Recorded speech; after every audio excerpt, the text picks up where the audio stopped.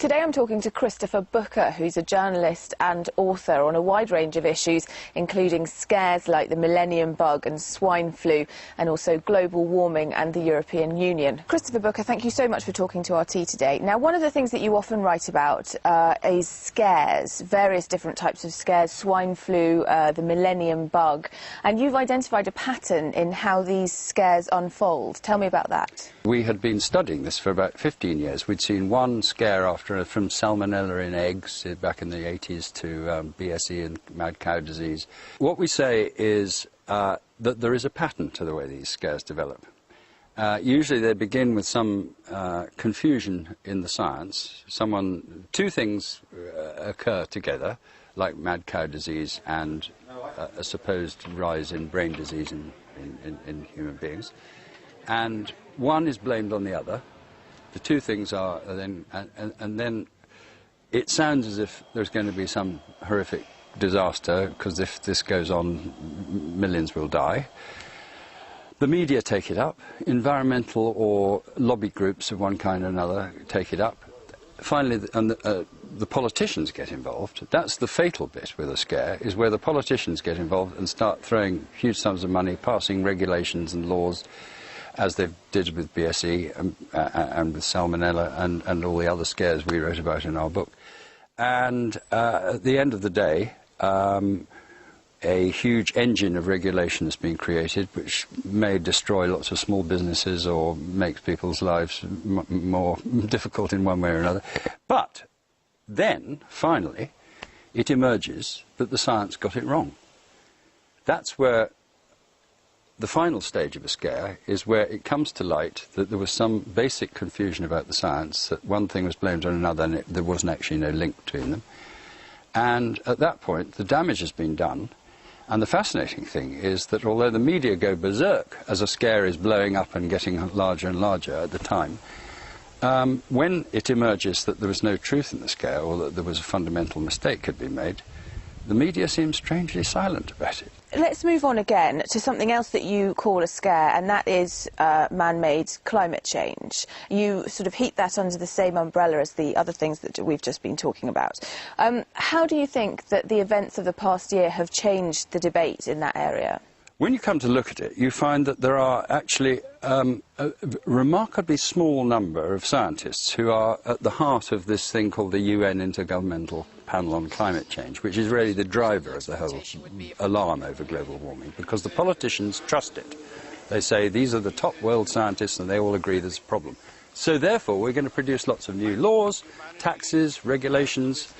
We're going to cut down our emissions of CO2 by 80%. It's a classic scare, because you've got two things being put together. One is the cause of the other, and it turns out, in the eyes of many scientists now, that it doesn't work like that.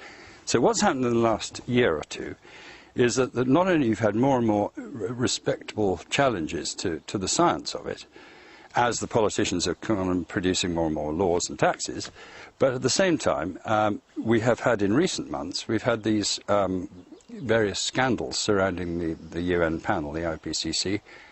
Climate Gate was one, Amazon Gate, Africa Gate, Glacier Gate. More and more we've been finding that the reports produced by the UN panel have not been based on proper science in proper journals. They've been very often produced by environmental adverse campaigning groups. So the IPCC's authority has been very, very severely challenged. The politicians continue to say, oh, the IPCC represents the consensus of the world scientists. It doesn't. It represents the views of a very small number of scientists, essentially. I mean, ultimately, the guys who are deciding how much climate change is being caused by CO2, there are about 50 of them. And similarly, other things have come up later, which have shown the IPCC to be not an honest, elevated, Olympian body, but actually a very corrupt and totally dishonest, huge, great bureaucratic operation, which is geared towards one end, which is hyping up the scare. It seems that what's happened with man-made global warming in the past year or two is that public opinion has moved so that it challenges the fact of man-made global warming much more, whilst political opinion has remained much the same. That is really the most worrying thing at the moment is you have got this huge shift against the orthodoxy on climate change, but the politicians are absolutely locked in on it. And we are locked in on all these laws. I mean, we've got this thing in Britain called the Climate Change Act, which the government says is going to cost us £18 billion every year for the next 40 years. So that's £734 billion even these days. That's a lot of money. But worse than that, we've got to cut down our CO2 emissions by 80%. And, as I say, no one has yet begun to suggest any way in which you can keep a modern industrial economy going without producing huge quantities of CO2. Developed countries are taking measures to combat the build-up of CO2, which is having a huge impact on less developed countries, isn't it? I'm talking about the third world countries. Third world countries are under huge pressure. If we're talking Africa, I mean, there is a big tragedy building up there, because we're telling the countries of Africa, who are the poorest countries on earth, basically, that they can't improve their standard of living by using the sort of techniques that we've used in the developed world. So you've got, Africa is a really sad case, because I think climate change, not climate change, but the climate change momentum of the politics of climate change is going to hold them back from doing the kind of development that they need.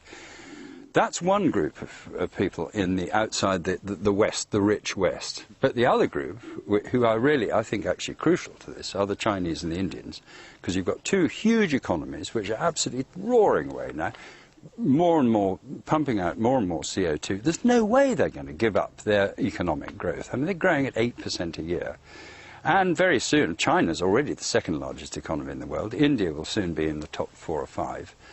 And they are going to carry on. They're not going to take any notice of all this stuff. Let's bring it a bit closer to home again and talk about what's going on in Europe at the moment. What's your view on the unfolding economic crisis? Europe is facing a huge, as we know, massive, great financial crisis, and I suppose economic crisis, for reasons which were predicted way back in the 70s. The greatest mistake, the whole European project, as they call it, the welding of all the countries together in Europe together as basically, not as one country, but under one government. That's what it's all about. You leave the national governments all in place, but you hollow them out from within, you take away their powers, or they give away their powers, as we've done in Britain, and you have a supranational system of government. The one crucial mistake they made was to have a single currency, because right from the start, when this was first proposed 30 years ago, wise men and women, no doubt, economists, including the chief economist of the British government, produced a report in the 1970s saying the only way you can have a single currency is if you have a single economic government with power to tax, with command over huge resources, because, he said,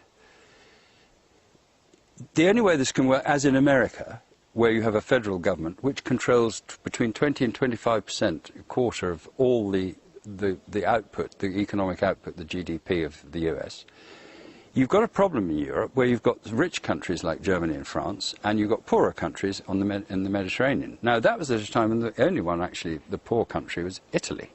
But now we've got Greece, Spain, Portugal and Italy, all of which are facing massive crises because they have run up vast debts on the low interest rates of the single currency, and there is no economic government at the top to control what they do with the money.